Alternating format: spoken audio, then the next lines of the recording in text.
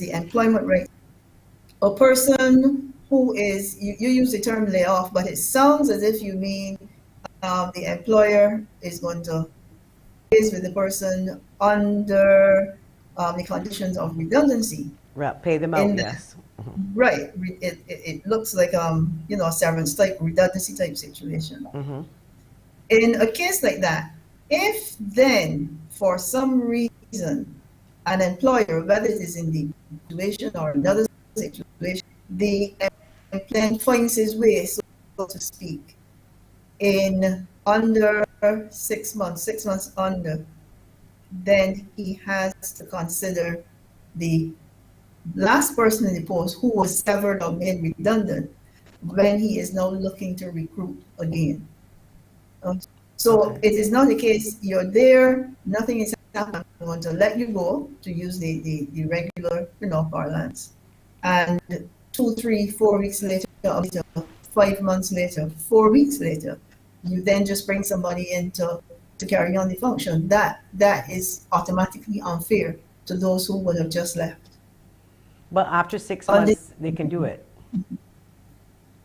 We don't want to go into after 6 months, they can do it. What we would want is that employers look to employers and employees. Remember, we're looking at balance here. Employers and employees, we want them to each hold up their end of the bargain, cooperate and operate in an environment where persons are treated fairly and justly.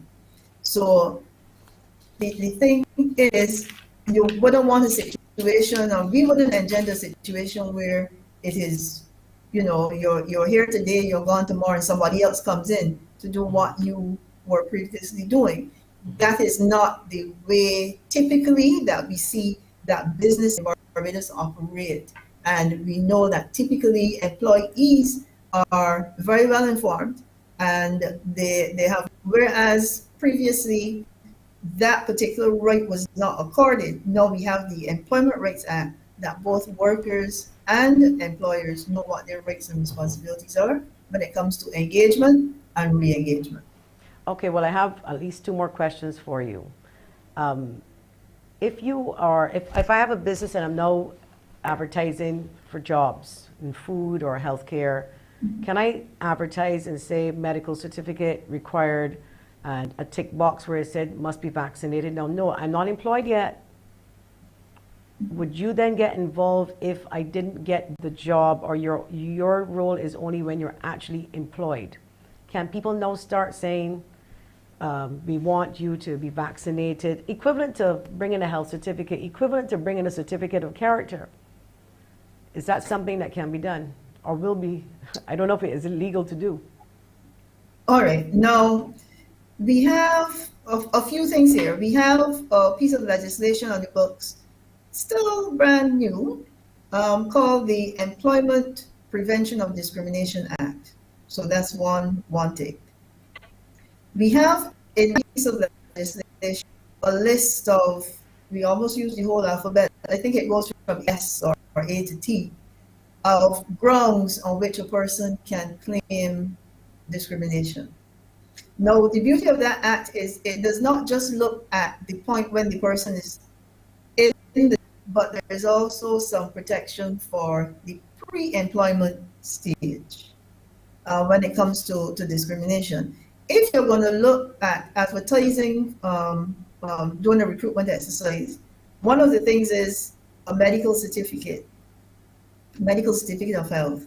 We know that in occupations that involve like food handling and a few others, you need to have that if you are to be able to operate, and it is a matter of what it requires. So there wouldn't be anything wrong with that, given the particular circumstances in which the law says it must happen.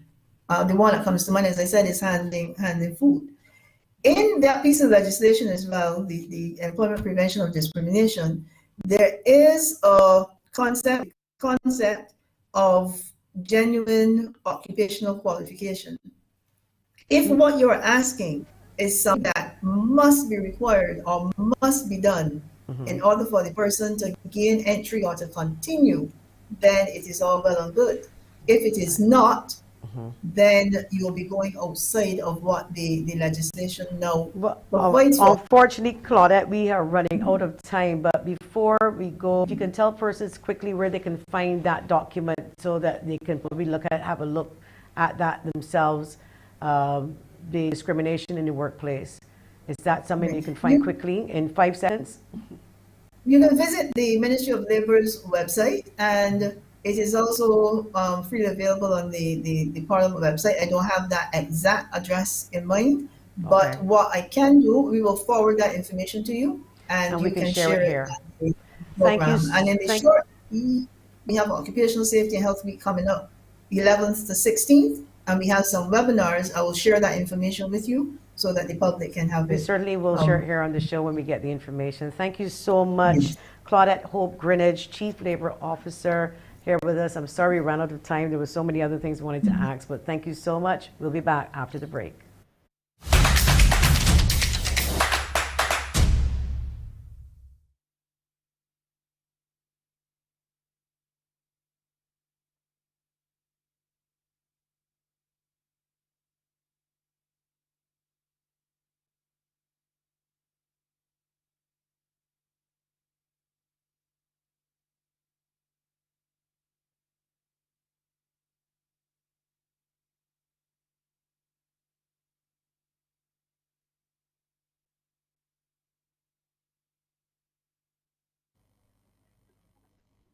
Hi.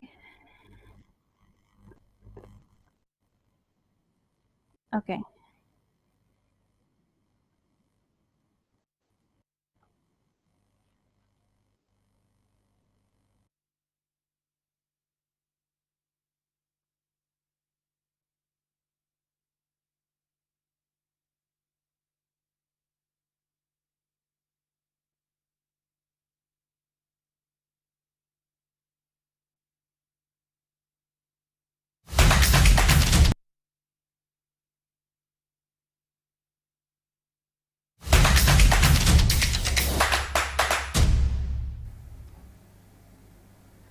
Welcome back.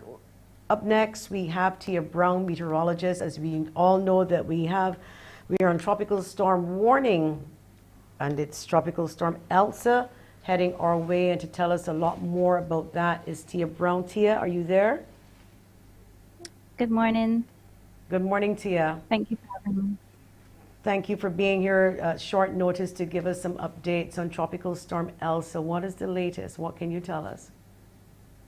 Okay, so as we are aware, Tropical Storm Elsa would have formed this morning around 5 a.m.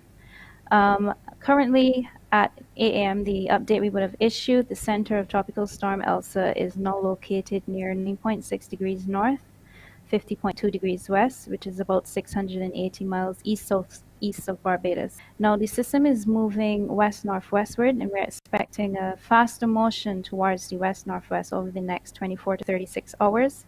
It's currently moving at 25 miles per hour. On its current forecast track, the center of Tropical Storm Elsa should pass about 40 miles to the south of Barbados on Friday morning.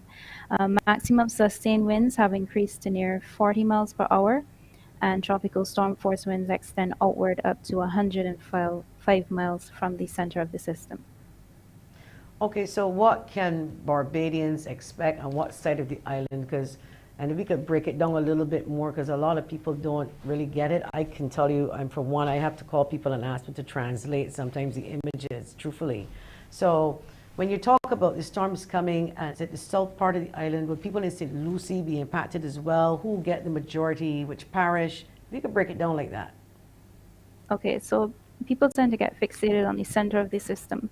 Yes, it's to the east of us, but one of the main things to be aware of is how far out from the center the tropical storm winds extend, which is 105 miles.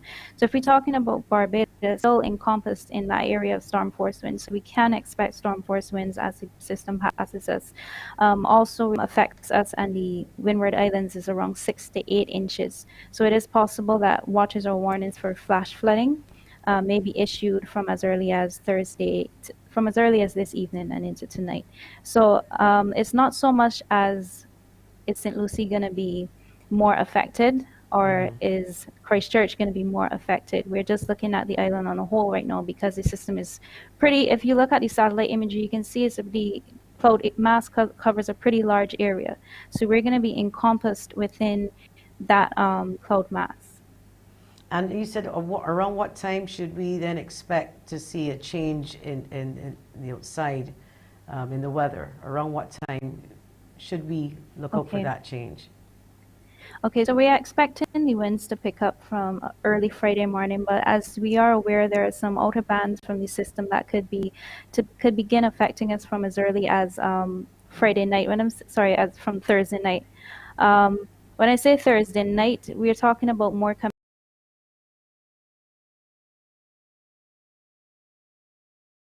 into the very early hours of Friday morning. So from tonight and into the early hours of Friday morning, we can expect to experience some shower activity, but the system itself is expected to be passing more on Friday morning. Friday morning, I don't want to put a time to it, but we're more looking around the early hours of Friday morning when we expect the storm force winds and the gusty winds to be passing over us. Is there a possibility, and I know that this is not an exact science and you only guess based on the tracking and so on and so forth, but anything is possible. So is there a possibility that this could move away from us somewhat, or is it that it extends that wide, that at this stage, how close it is that we wouldn't be able to dodge a bullet, so to speak? Well, at this moment, all of the model guidance is suggesting the same track, west-northwestward. There hasn't been any movement, any deviation from that over the past few hours. As we give the 11 a.m. update, we'll have a better indication of how far the system has moved and if its speed has increased as well. But at the moment, the model guidance is suggesting the west-northwestward track, and we're not seeing any deviation north or south. You can come back to us before the end of the show if there's a further update around 11:30, just before 12, or we can hopefully have you there on standby. All right, because we're watching this, and with your help, thank you so much for explaining that, and we hopefully will be back in contact with you as soon as possible. Thank you so much. Thank you. You're welcome. Thank you. We'll be back after the break.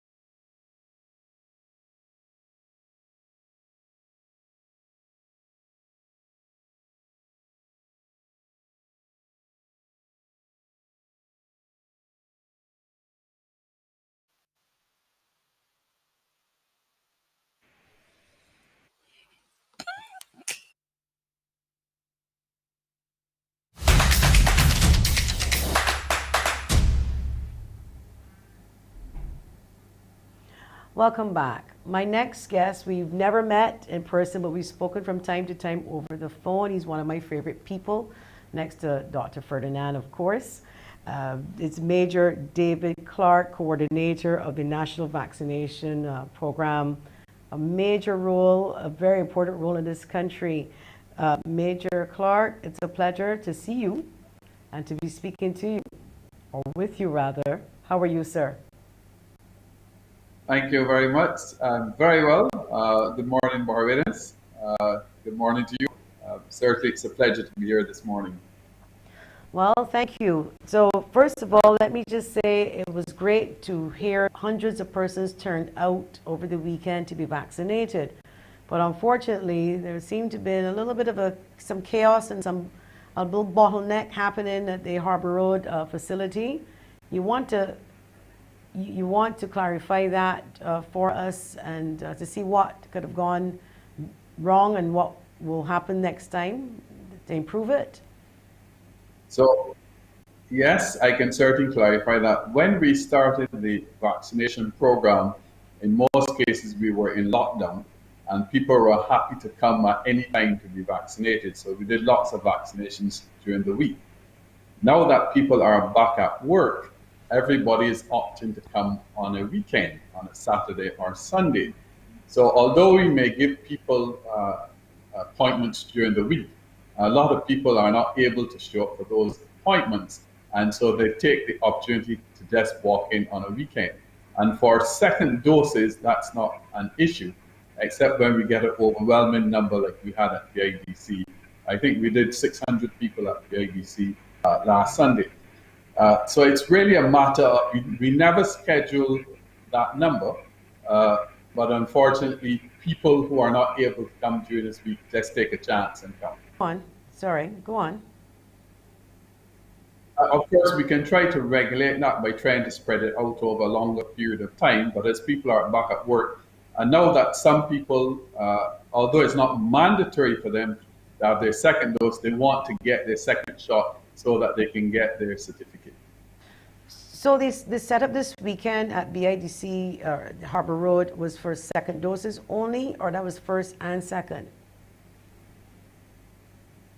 Basically for second doses only. So most people there were second doses. We did accommodate some first doses. There are a number of hotel workers and people like that who came because they realized that it is in their best interest to be vaccinated. So they took a chance and came. And of course, we tried to facilitate them because we really want the country to open back up. So how many people overall over this weekend, you would say, if you have that figure, that would have been vaccinated over the weekend, and where are we now in terms of totals of first vaccine and second vaccine since this weekend? So as we speak, we're just about 95,300 first dose vaccinated people, and we're about 75,000 second dose vaccinated people. The numbers people have actually been coming back to get their second doses. So I think we have probably about a 95% take-up of people coming back for their second doses. We also have quite a number of people who are traveling, and so they want to come back earlier to actually get their second doses.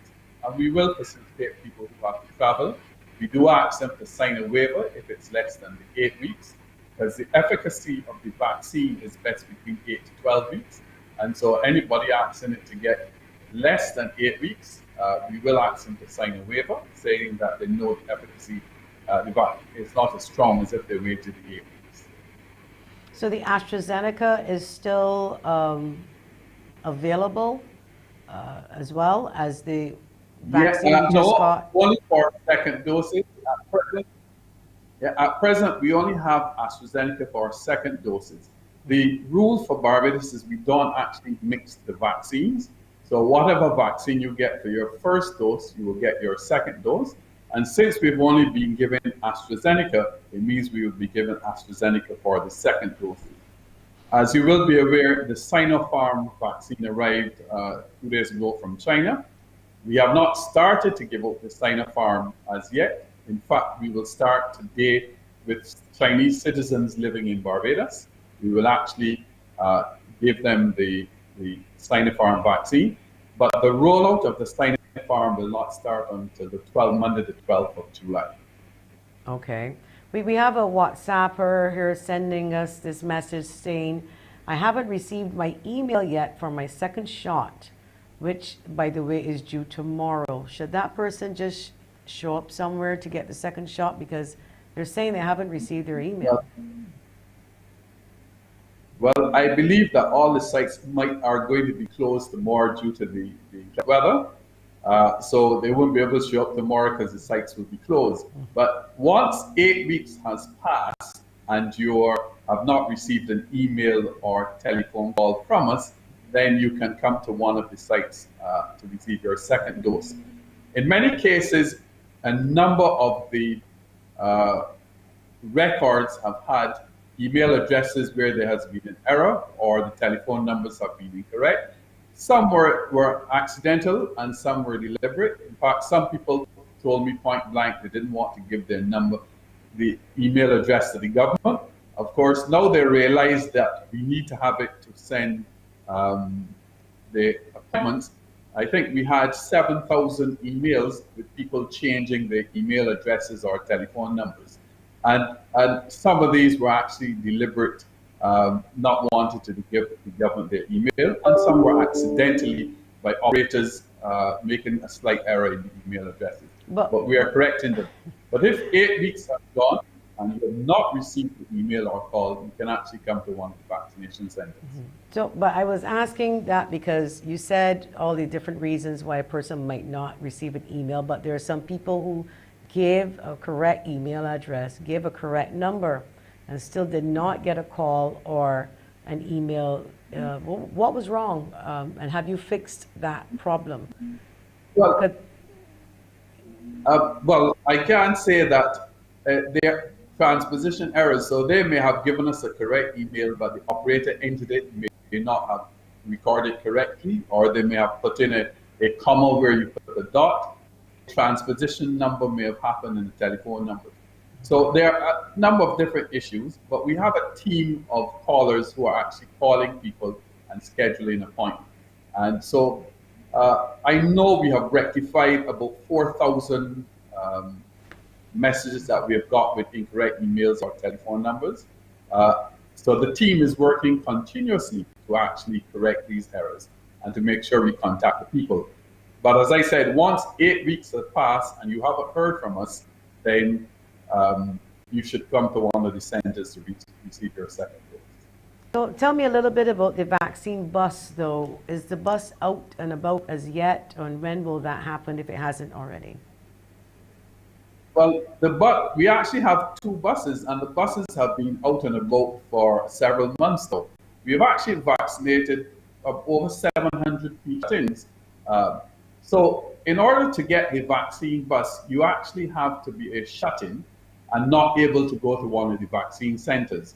So when our callers call to confirm, they check that you're not able. And we have had people who have abused the system. In fact, we've had people, when the bus arrives, we've heard that they've gone to town shopping. And in this case, I can say my teams are not very happy when they show up and the person isn't there. But in the most part, most of the people have been shut-ins. As I said, we've done over 700 shut-ins. The list seems to get a little longer every day, which shows that Barbados has a much elderly demographic. Because and it takes the same infrastructure we put in at a vaccine site is actually on the bus.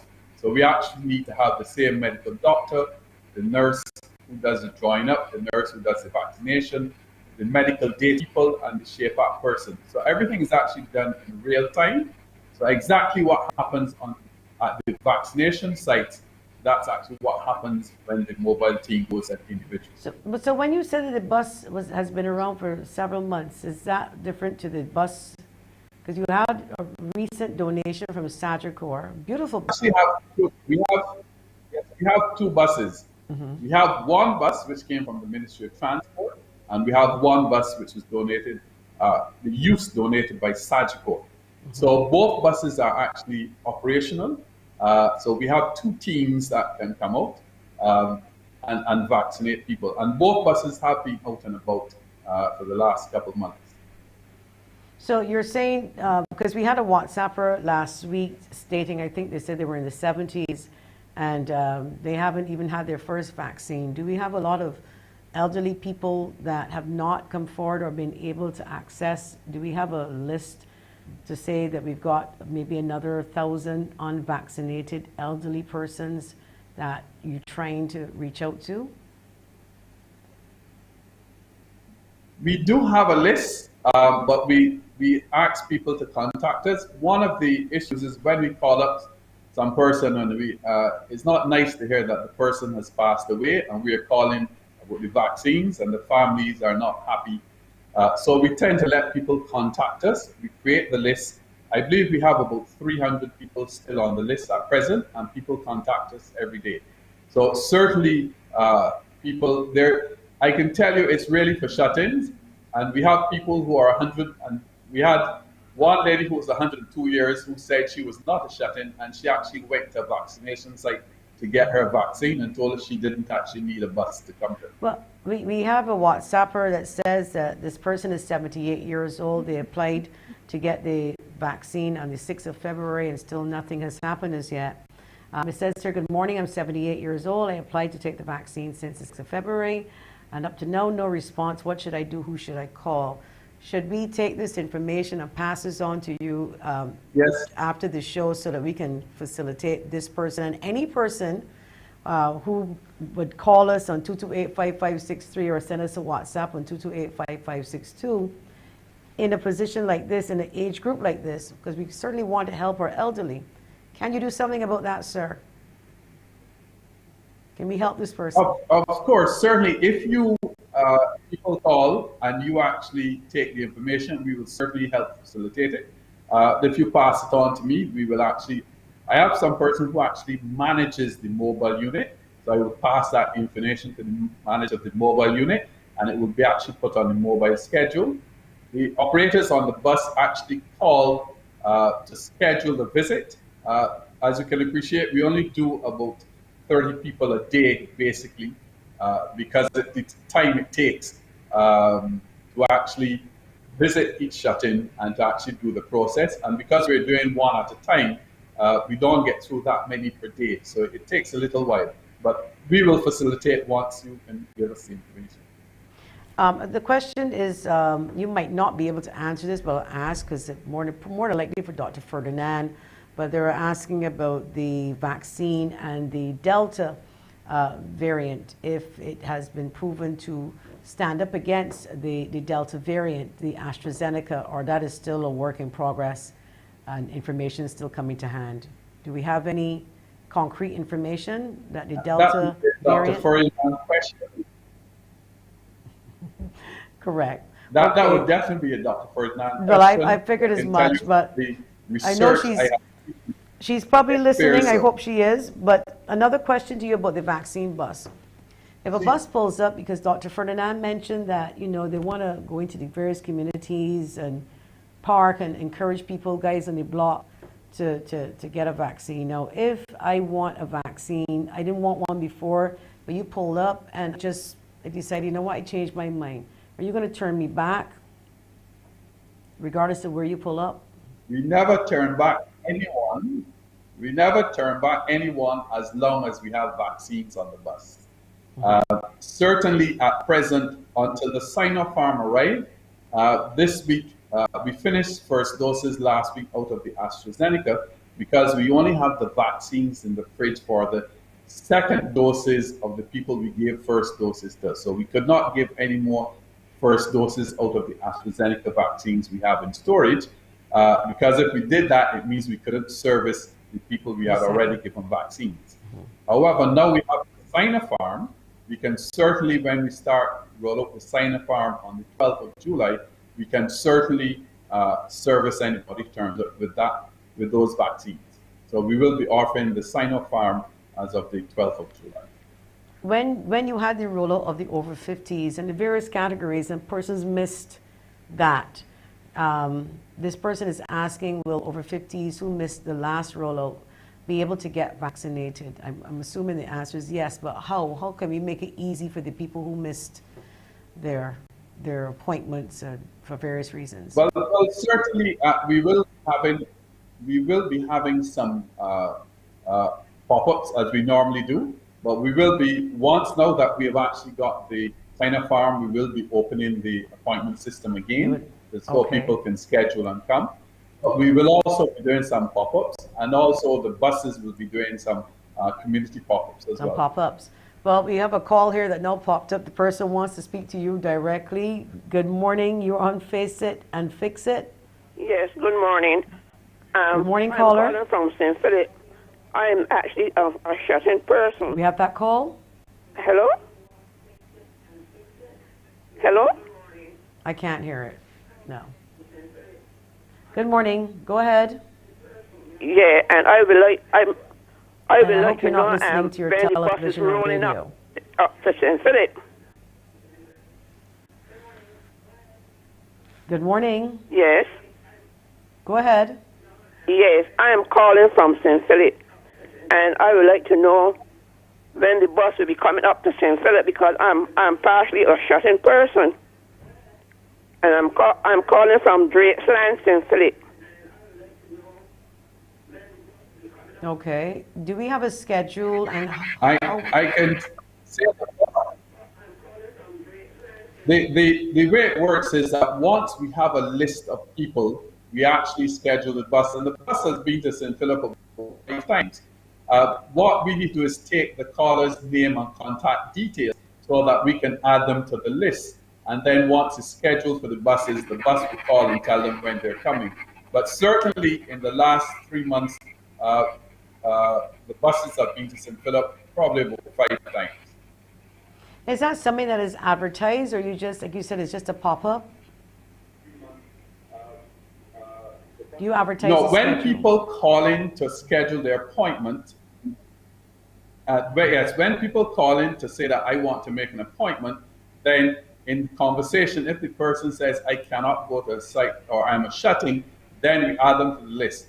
We didn't actually advertise the list because we found people were tending to abuse the system as opposed to leaving it for the people who were really shut in. So we didn't advertise it, but once you call in to make an appointment and you explain to the operator that you were unable to go to a vaccination site, then they would add you to the mobile list. All right, we have another caller. Caller, good morning. Good morning. You're on Face It and Fix It. Go ahead. Hello? Hello? Hello? Hello? Yes, go ahead. Good morning. Peace be unto you and yours and to the goodly gentleman. I want to ask him a question. I had a vaccine and due for the other vaccine in August. I would like to know if I'm getting the same batch that I had before, or if I'm getting that one from China. We do not mix vaccines in Barbados. The medical committee has not given approval for mixing vaccines. So if you got AstraZeneca as your first dose, you will get AstraZeneca as your second dose. Let me just also clear up some misconceptions. When we had the first set of vaccines, which came from India, it was AstraZeneca. The second vaccines, when we said it came out of COVAX, it was also AstraZeneca, but COVAX was the facility by which we received the vaccines. So far, we have only been given the AstraZeneca vaccine. We have not been given anything else. Yes, we haven't given any other vaccine except AstraZeneca. We do have to take a break, Major Clark, but we'll be back because we want to get some telephone numbers. Okay, well, producer is telling me in my ears that I can continue the conversation and not take the break. So tell us who can we call? What are the numbers for people to call and make an appointment? If it's the bus, wherever they have to go. So you can make an appointment. Well, at present, you can't make any appointments because we are now working out to do the sign-up form. So the appointment vaccines, .bb that you can actually, .gov.bb that you can actually schedule an appointment, but it is presently closed because we were waiting on vaccines. So I don't open the website if I don't have any vaccines to give. Understood. And at present, I only have vaccines. But if a shut-in wants to call, now, what we have done is we have allocated a number of vaccines for shut-ins. So if a shut-in calls, we will record that, and the bus is actually doing shut-ins. And we do you have a number for that? A telephone number? 536. Yes, 536 2260. 536 2260? 226. It's the same numbers that are listed on the vaccine appointment site. So either you fill out the appointment site or you call those numbers. But at present, because we only received the vaccines 2 days ago, we have not opened, and we made the decision to start on the 12th. I will now open the appointment system for the sign-off farm vaccines going forward in a couple of days' time.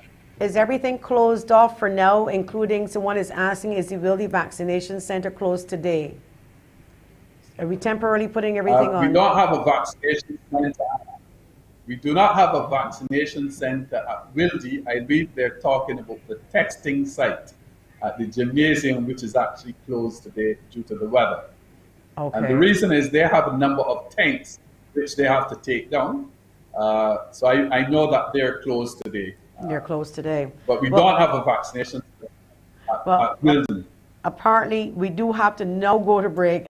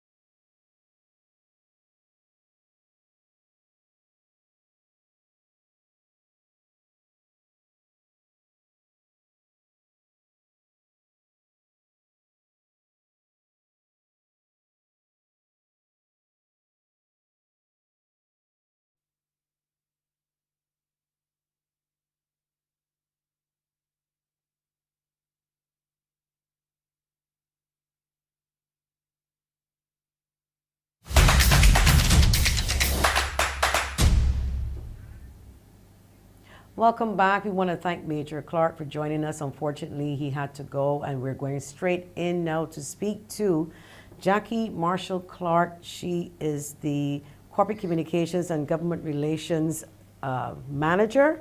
Jackie, welcome. Barbados Light and Power, I will admit, one of my favorite entities. I've said it publicly. I've declared my hand, BLMP. You're awesome, and I know when you don't get it right, you make sure you get it right, because I know you're not perfect. But welcome to our show, and you know we have a storm coming from Light and Power, and how long can you keep that electricity on is important.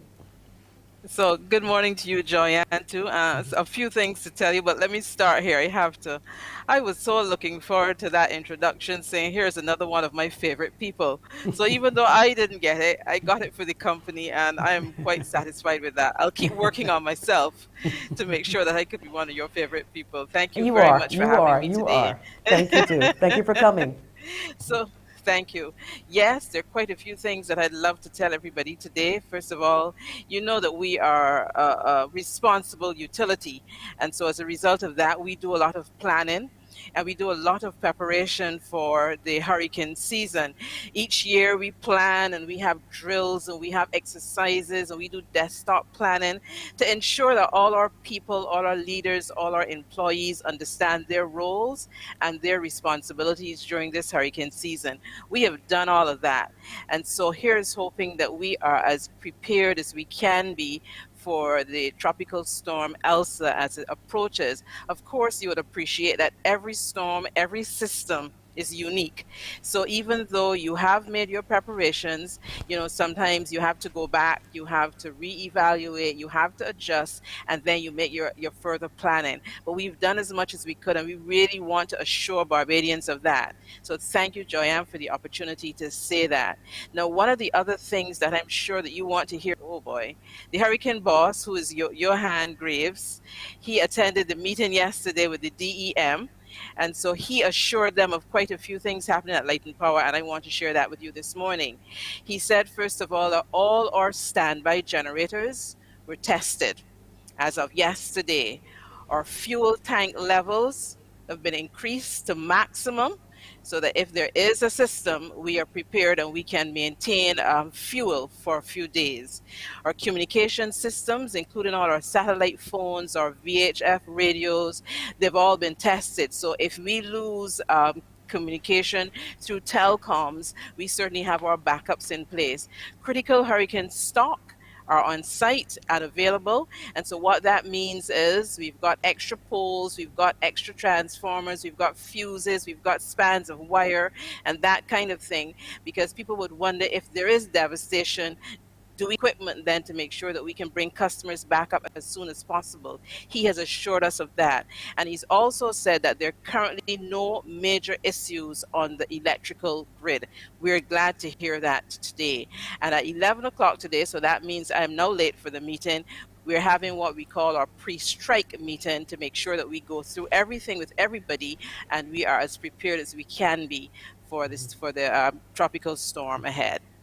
Jackie, let me ask you this question. Let me ask you this question quickly because it was always a concern of mine.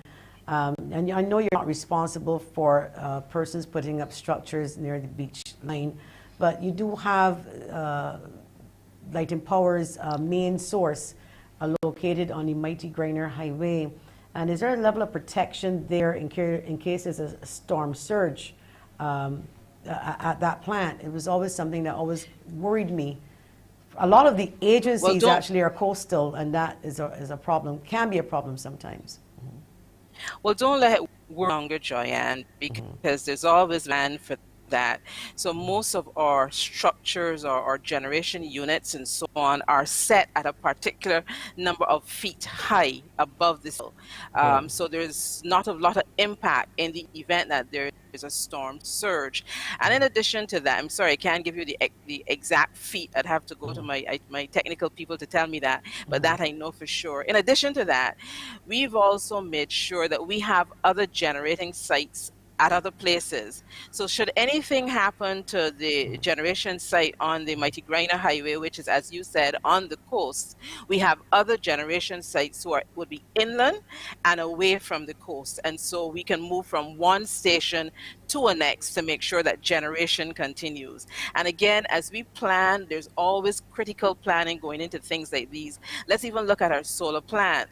So when we prepared and planned and built that solar plant a few years ago, all those solar panels and so on was built to a level to maintain or to sustain through a Category 3 hurricane.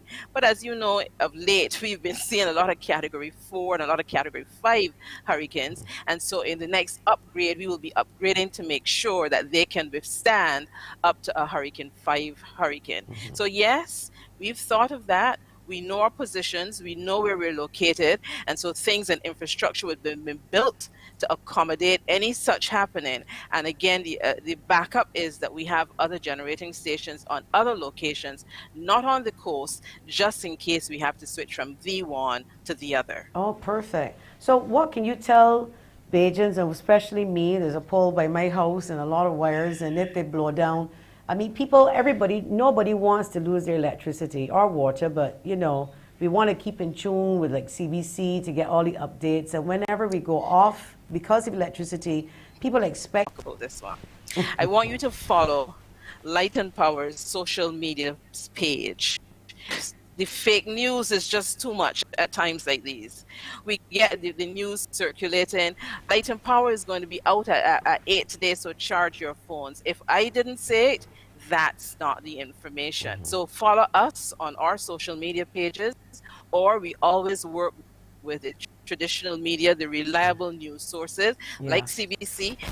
And you don't hear it there, that's not what is happening. And again, I say to our customers, we will do all that we can to maintain, keep the electricity on for as long as possible during a storm.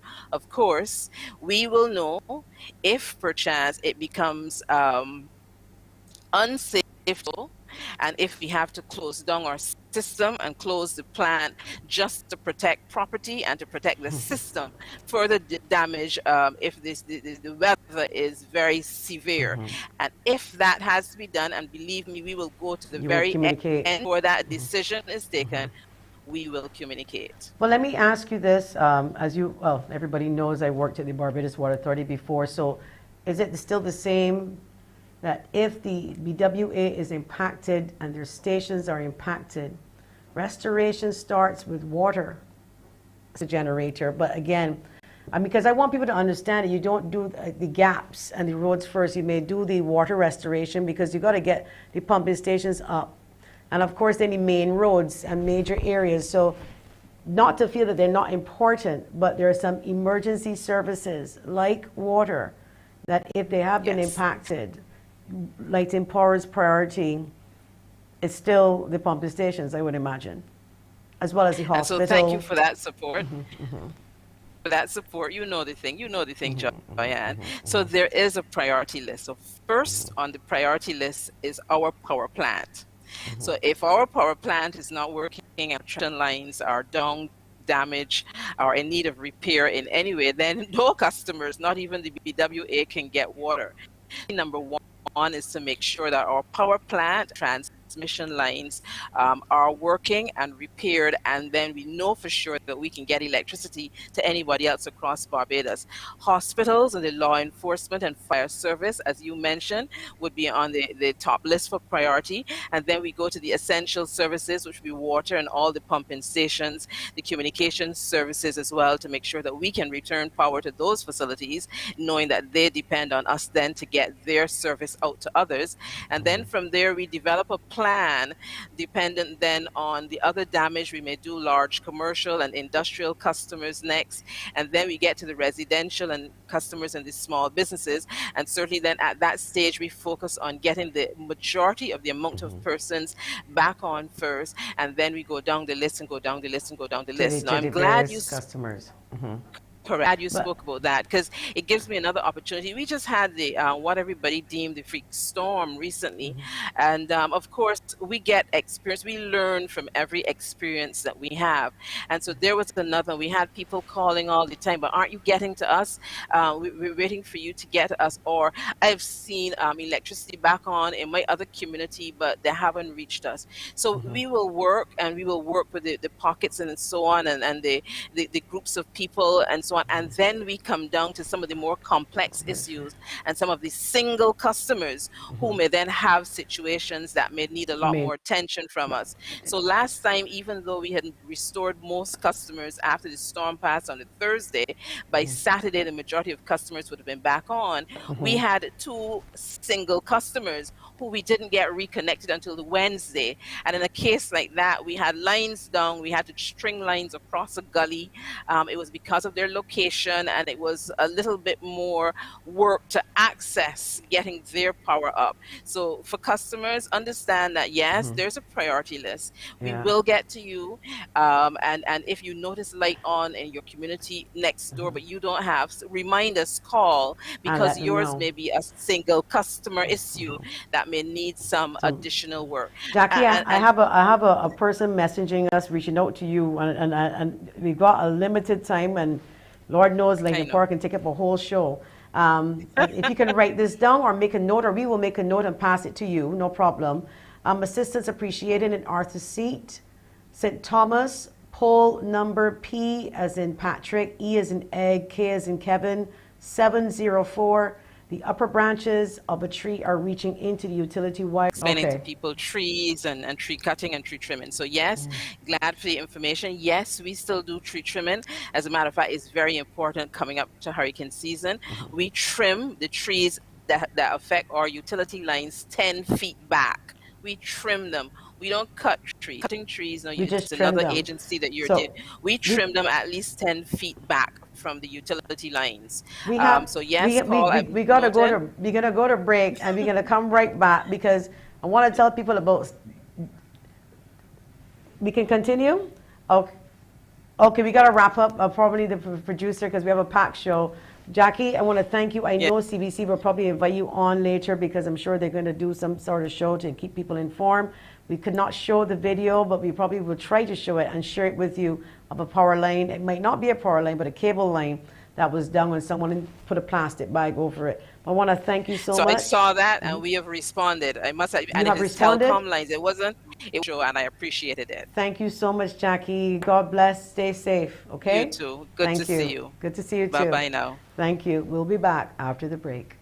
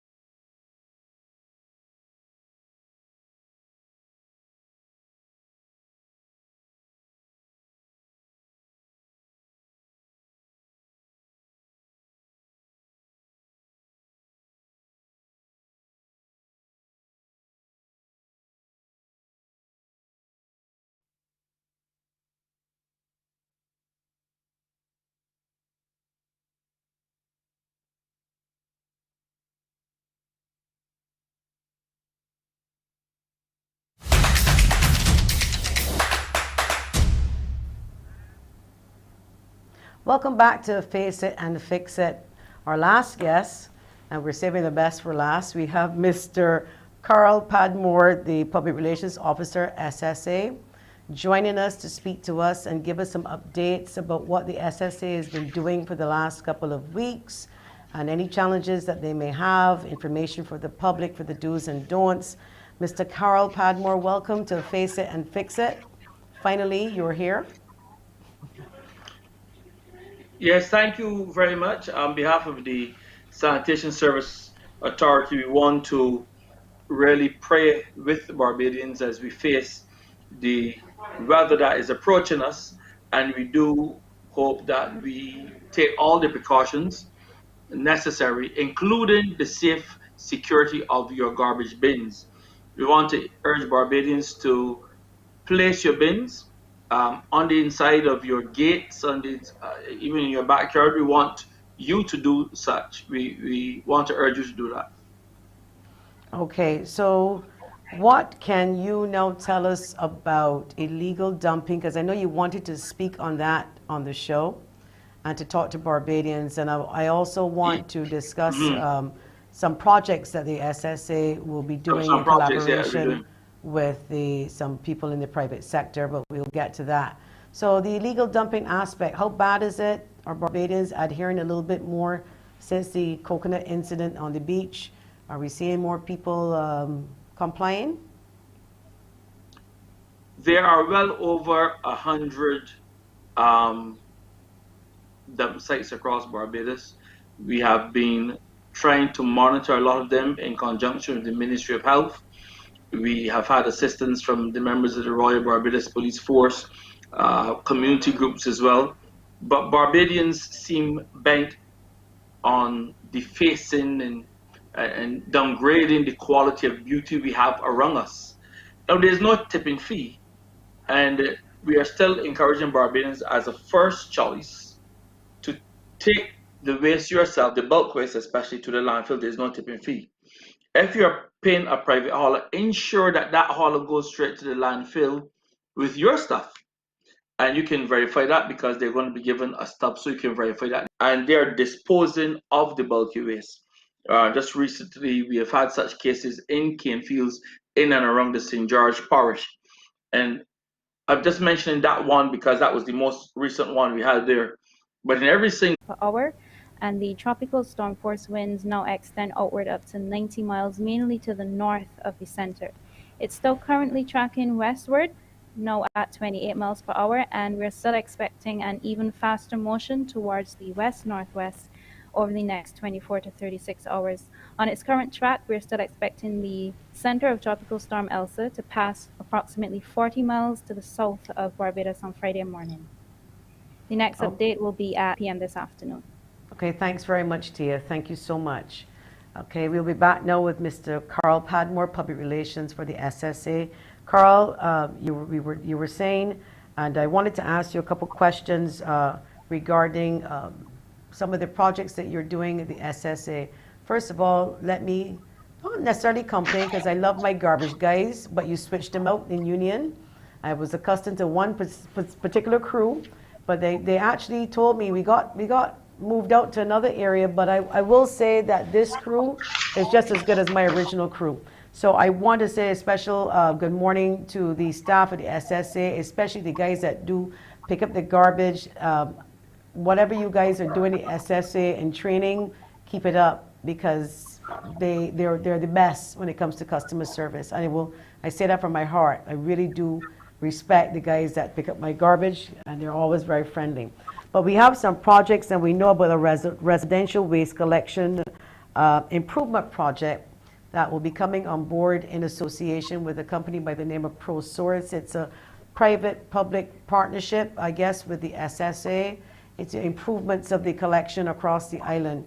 Is anything you want to tell us about that? What can Barbadians expect when this project is completed?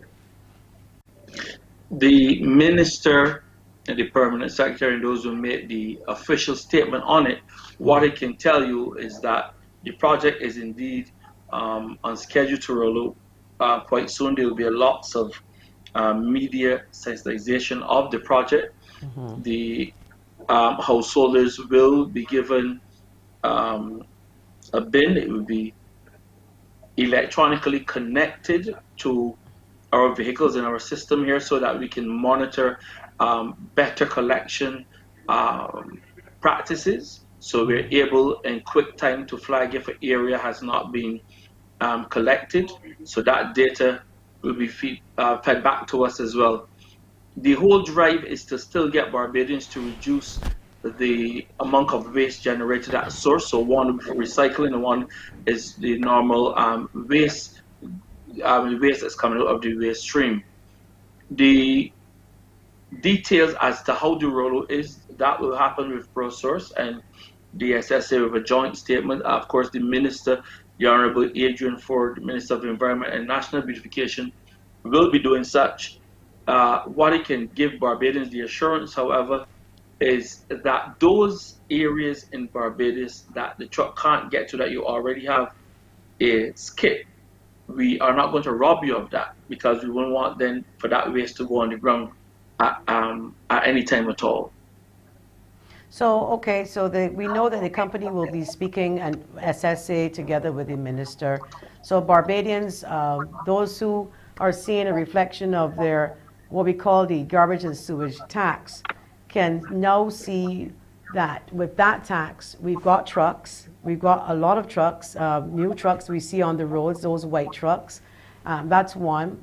The improvements of the collection, would you say that SSA, because I haven't heard any major complaints, but I do know you have a ways to go, because ProSource, from what I understand, will be assisting you in retrofitting the trucks so that the garbage cans that will be given to the domestic customers free of charge will now have wheels and will be able to have a lid that when the garbage guy pulls it to the back of the truck, gone would be the days that they have to go and dig in and picking up bags that got glass in it and getting cut.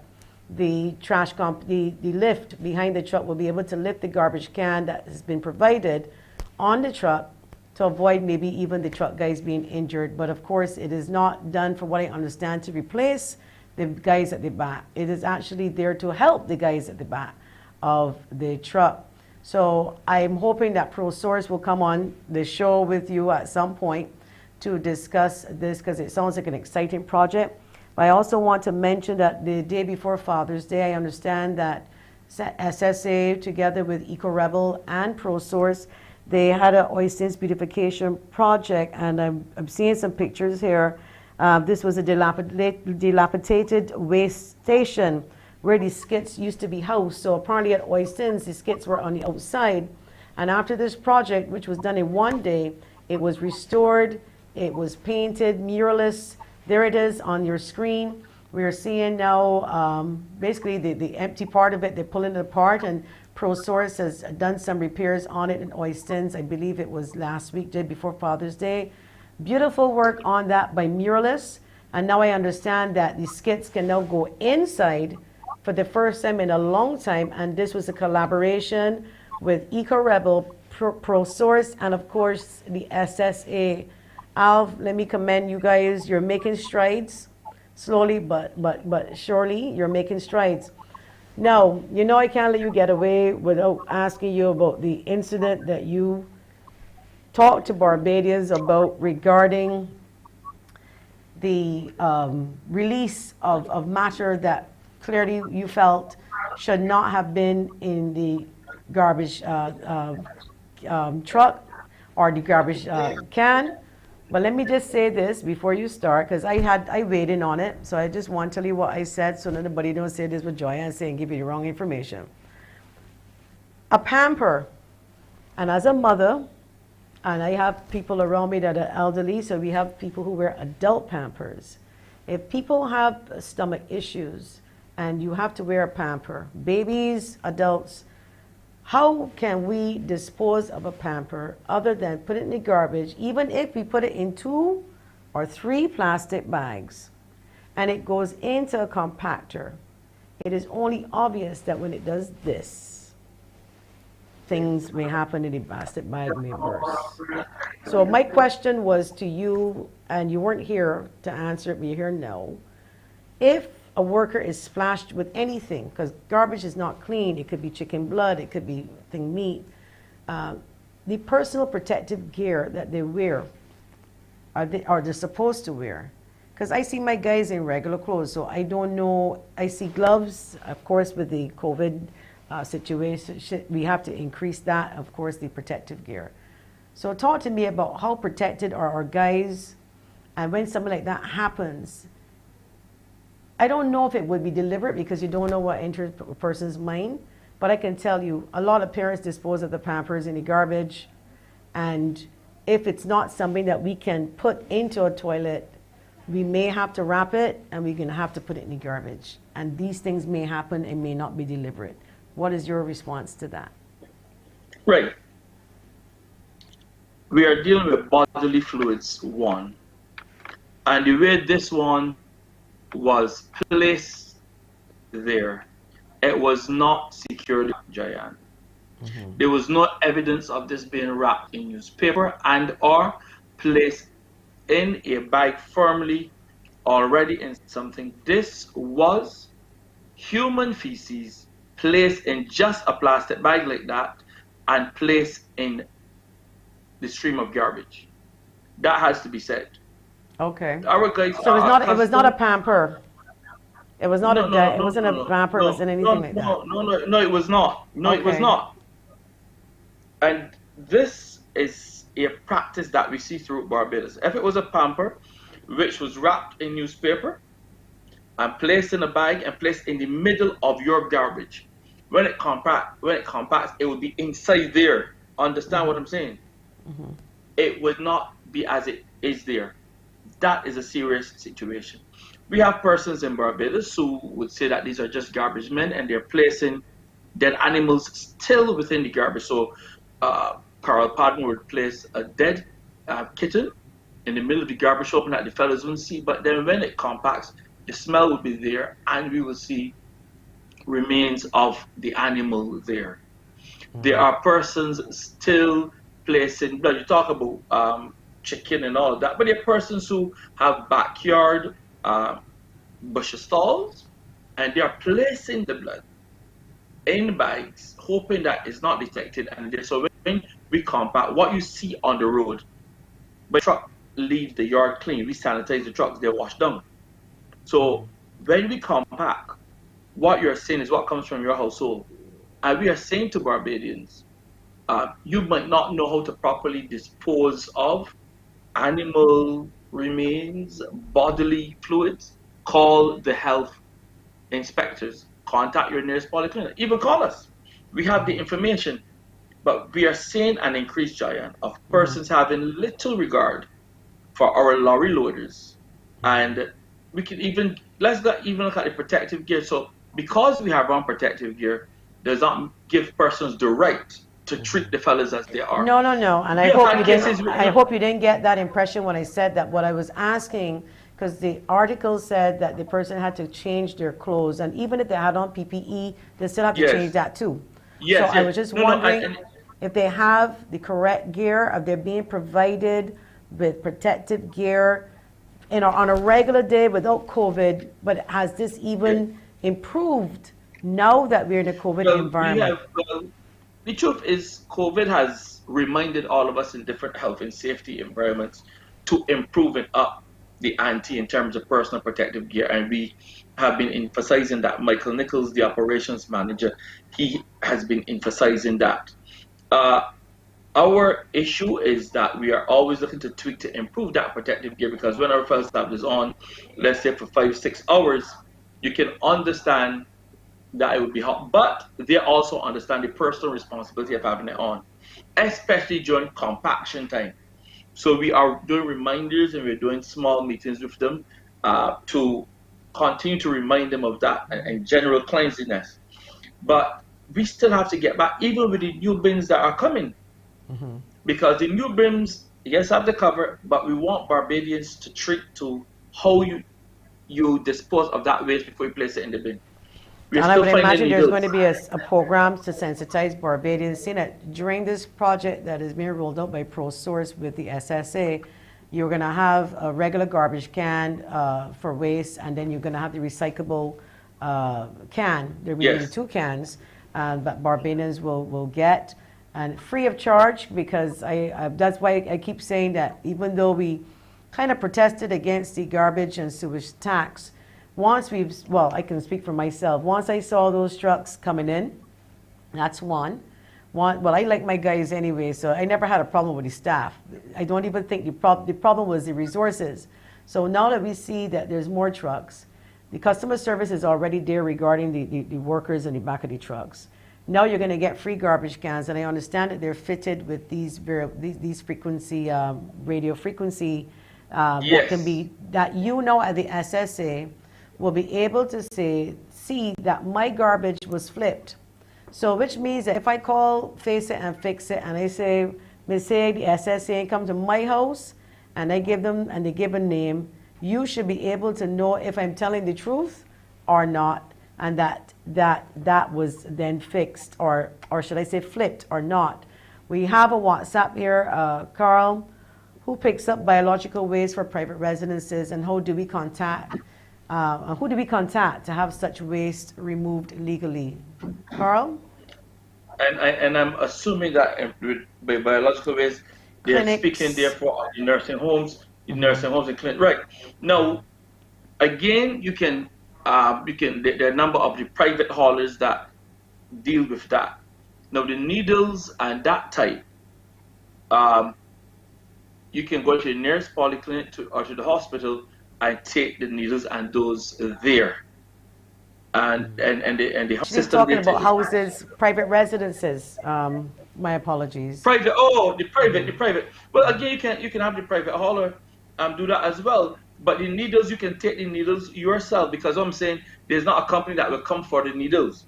Remember, needles contain bodily fluids. You can take the needles to the nearest polyclinic, to the hospital. If it has to do with, again, the feces and stuff like that, contact Jose, one of the companies, and arrange to remove that from your individual house if you so desire.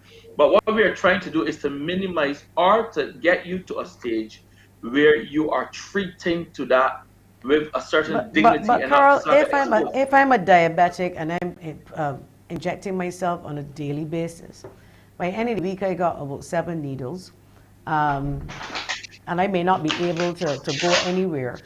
Is there a way that I can safely dispose of my needle, wrapping it into something, putting it back on the cover, of course. All right, there you go. Now, you want me environmentally friendly, so you want me to use plastic bottles to dispose of them? But the thing about it is that this is what you may still have in your house too. So you put the used needle in here. When it's full, I want you to cover it. Even if you want to get a piece of tape to secure it, it's in here. So there's no harm to anybody. Take it to your next appointment, to the doctor's office, the polyclinic, the hospital. That's it. Don't place it in the bin, in the garbage bin, because we have humans working at the landfill. So when we go in there and replace, we are compacting, after a while the bottle will burst and this will be exposed, and the needles will be there. And the humans working in the landfill. We prefer you to do the correct thing. Okay, so there, WhatsAppers are asking, what about dead animals? The dead animals, 4 animal. I was getting with our hotline. 4 animal, you can call 4 animals. Right, ahead. what about that? So you call 4 animals, I'm going to take them through it. So let's see. So I have my phone here, and I'm speaking to Jayan, and she says, pardon me, we have a dead animal. So I'm going and I'm dialing 4, dead animal, ANIMAL. So you get 426 4625, 426 4625, 4 animal. That's how you report a dead animal. You can call our hotline at 262 5326, 262 5327 as well. And what will happen if it's on your property? It's a small fee.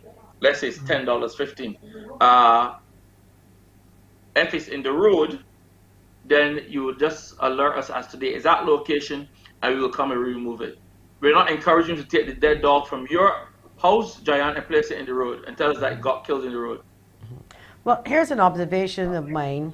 and I mean this with much love and respect, and hopefully you can turn off your phone if it's ringing. I find that sometimes from time to time and I mean this in a general way, we have a tendency to want to punish people first before we try to educate them. And when I say punish, I'm not talking about criminal activity to the extent that it, murder and those types of things. However, I'm saying that can we hear more about the impacts of littering as opposed to when I gonna get locked up if we're gonna litter. So in other words, I want to be able to hear if I drop a piece of cheese and a piece of bread out through the window of the chauffette box, I'm encouraging rats, which would then lead to leptospirosis, which would then do this and do that. As opposed to, now don't get me wrong, there's always littering, and I believe that they will be fined, but is there a program coming out so that instead of only hearing about the fines and that we can get punished, educate us a little bit more about the impacts of littering from a health perspective, and maybe collaborate with the Ministry of Health when you're doing it? It just sounds like if we're just being punished. For over a year, every Tuesday, the station where you are working, they could confirm in the footage is there that we went on Morning Barbados. Every single enforcement at all, the design of the program, Clean Thoughts, was to educate persons on the dangers of littering, what we could do. We educated persons on recycling. We took them all through the whole process. The benefits of recycling, benefits of restoring. Then we had on television, we actually paid to have our program aired called Clean Thoughts as well. So I remember what that. was actually I remember that what was program. actually happening? Whatever happened? What happened to the program, Carl? But with all things in life, it had a shelf life for that moment. We cut budgets, but we still go into the schools. So there's a shelf life for educating people, Carl? No, I said for budgets. We have a budget, so the programs are there. But at the end of the day,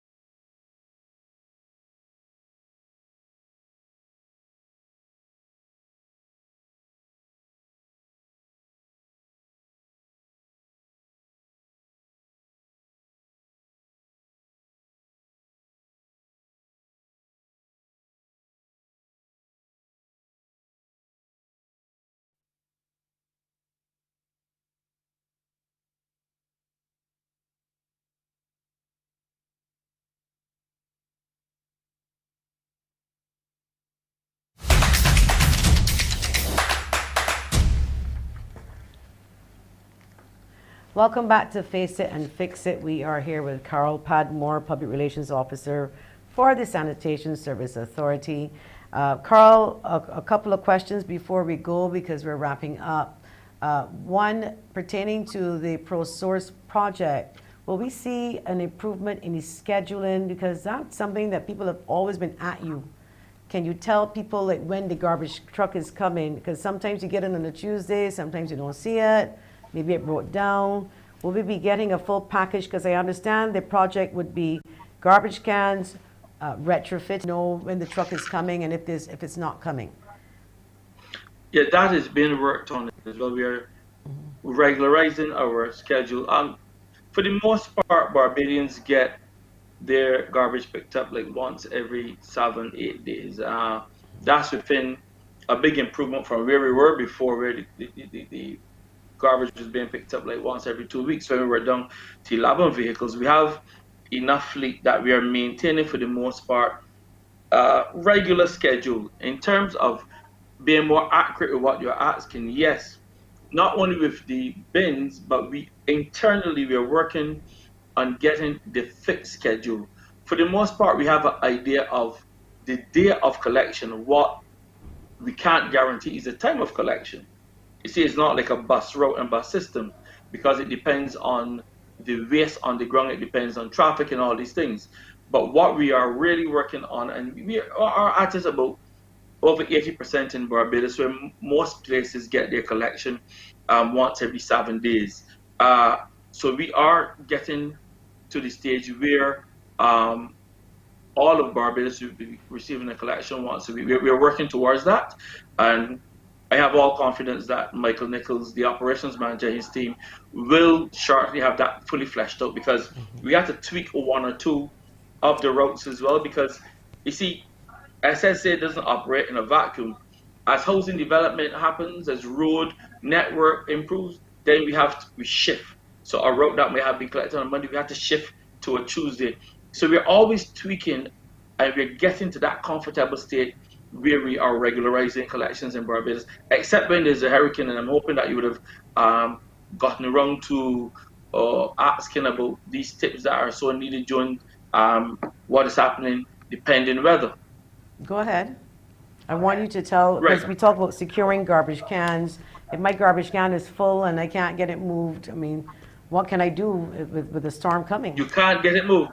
But what is no, I'm saying if my garbage can is full and you didn't come and pick up my garbage and the storm is coming, what would you like me, the customer, to do with it? I mean, obviously it may be heavy, so the heavier it is, it may not be able to move. But again, we don't know what kind of winds we're dealing with. So it could topple over, the garbage can blow all over the streets. What would you like us to do? But you still have to secure. I'm telling you, you have to remove the garbage, which should be bagged, by the way. And you're going to take that can on the inside of your gate or the inside of your backyard and place the garbage back in there, because you can't leave it on the road, because it will slide down and it becomes then a missile. And with the winds expected, these things can happen. So we are urging you to we are unable to clean all of the roads in Barbados today. It's almost impossible to remove every piece of waste from every house today. Okay, well, I'm glad that you said that. And in closing, I guess I will finish up with what we started, because I think that the project that you guys are doing is so important, and for people to be able to see all of these improvements at the Sanitation Service Authority. You have more trucks, you have scheduling coming on board, you're working together with a company by the name of ProSource Limited, and they are responsible for retrofitting your trucks. They are responsible for distributing the garbage cans that you will now see. I understand that they're all the same color. They all have on an electronic device that SSA now will be able to know if your garbage has been collected. They're also going to give you a garbage can for recycling. Apparently, you're going to be able to see shortly field officers with shirts on by the name of ProSource, and trucks coming into your area to give you a delivery, and again, free of charge. I will leave you with the last words, Mr. Padmore. That has to be exciting. That has to be great news for the SSA, because I'm driving around Barbados. I'm seeing a cleaner Barbados to a certain extent. I believe you do have some problems in public spaces that still need to be addressed. Hence the reason why I thought that the project that you've done with ProSource and EcoRebel to be extremely important, because look at what Oistins has now become, and hopefully people will adhere now to put the garbage in these skits. But these skits are now covered inside of this collection point in this lovely setup that we just saw on the screen, with the murals being painted, and it was not there. It was abandoned for a while, and the skits were exposed, and now it's better for your workers now. There it is on the screen. This is at Oistins Bay Gardens, and that was not really there before. It was abandoned, and the skits were on the outside. And there it is, ProSource. They're doing their setup all on one day, setting it up and painting it, so it makes it easier for Mr. Padmore's guys to collect the garbage. So we're going to thank you, though, Mr. Padmore. I know this is not going to be the last time, because SSA is always, but I still want to commend you and the SSA, because I think, and I've been in this business a long time with communications and marketing, I think you guys are really trying very hard, And I hope the public supports you in keeping Barbados clean so that we don't disrespect our drivers and the guys who work on the trucks. They are people too. So please be careful what you dispose of in your garbage cans. Thank you. Well, thank you so very much, Jayan. And we are preparing for some exciting times ahead for the Sanitation Service Authority. We are really pleased when we look ahead as to the impact that the new look SSA will have on Barbados. And we want Barbadians to hold our hand as we go forward. We want them to treat their garbage well. Remember, 80% of what you have, over 80% of what you have in your household can be recycled. Get into that habit of separating that source. Get into the habit of caring for your waste. The garden waste as well can turn into mulch. And when you get the new bin, treat it with love. Love your country. Our motto, clean thoughts, clean living, clean nation. I'm Carl Patton. Thank you. Thank you so much, Carl. Thank you. Always a pleasure. Well, we are coming almost to the end of our show. For persons we know that we're standing by, you know, we're getting our updates. There is a tropical storm warning in effect for Barbados. And as you heard Tia Brown earlier, meteorologist, with her last update, we know that it doesn't seem as if it's going to deviate from us somewhat. We will get some bad weather. We heard from Jackie Marshall-Clark telling you what to expect, and from Light and Power in the event that there's a power outage. Again, Water Authority is not here with us, but I can tell you that the storage is 5 gallons of water per person per day for at least 5 days. And if you don't know what 5 gallons is, it's a 5 gallon, it's a salt meat bucket that we normally see. That's 5 gallons. Now, if you can store 5 gallons of that water in there per person per day for at least 5 days, if the water goes off, you might be able to get through the storm. Having water is more important than having electricity. But again, don't do like me. Hurricane Thomas hit a couple of years ago, I believe in 2010. I did not know. I went to the supermarket. I was out at 7 o'clock and I bought up a whole set of meat. Then to know that we did not get back electricity for a couple of days, so you can only go figure what that outcome was like for me. So those of you who might want some last minute shopping, don't buy perishable items. You know, I hope you have your canned goods. I hope you're not rushing to buy these things, because from the start of hurricane season, you should have started. But again, people don't always get the opportunity to do things at a time. Some people are busy. So please don't rush on the road to get everything. We're hoping that the storm will not impact us to that extent, but we do not know. Barbadians are very resilient. If something happens, I know that we will all get together and we will be there for each other. So no need to be rushing to buy the food. But again, if you have to do some securing in your homes, around the house, clean up around, make sure there's no plant pots that are empty and rolling around, and your patio chairs, you know, they're light chairs, they can blow around easily. Your garbage can, as Mr. Padmore told you, that if you can bring it on the inside in your backyard, then you would be able to make sure it doesn't fly and hit your glass windows, because that can happen. So Barbadians, please be safe.